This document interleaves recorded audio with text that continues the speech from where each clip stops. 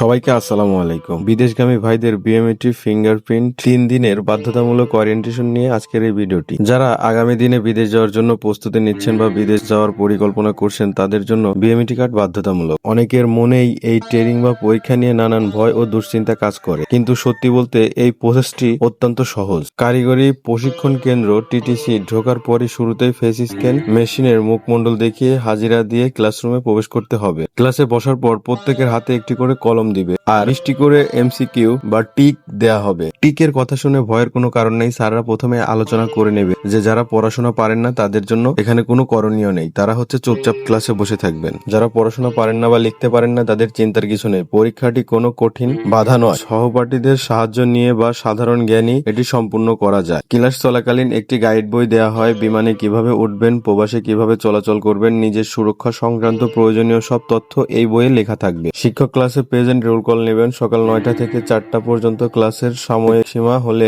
মাঝে পর্যাপ্ত বিরতি দেওয়া হয়। ক্লাসের পরিবেশ বেশ শীতল। বিকাল 4টায় ক্লাস শেষ হলে খাতায় স্বাক্ষর করতে হয়। এরপর বের হওয়ার সময় শুরুতে দেওয়া ফেস স্ক্যানেই পুনরায় হাজিরা দিয়ে বের হতে হয়। মূল কথা, বিএমআইটি ট্রেনিং নিয়ে ভয় পাওয়া বা আতঙ্কিত হওয়ার একদমই কোনো কারণ নেই। এটি মূলত প্রবাস জীবন সম্পর্কে প্রাথমিক ধারণা দেওয়ার একটি আনুমানিক প্রক্রিয়া মাত্র। ধন্যবাদ সবাইকে। ভিডিওটি ভালো লাগলে অবশ্যই আগামী দিনে যারা প্রবাসী হবেন বা প্রবাসে যাবেন তাদেরকে শেয়ার করবেন। আজকের ভিডিওটি এই পর্যন্তই। সবাই ভালো থাকবেন, সবার সুস্বাস্থ্য কামনা করছি। আল্লাহ হাফেজ।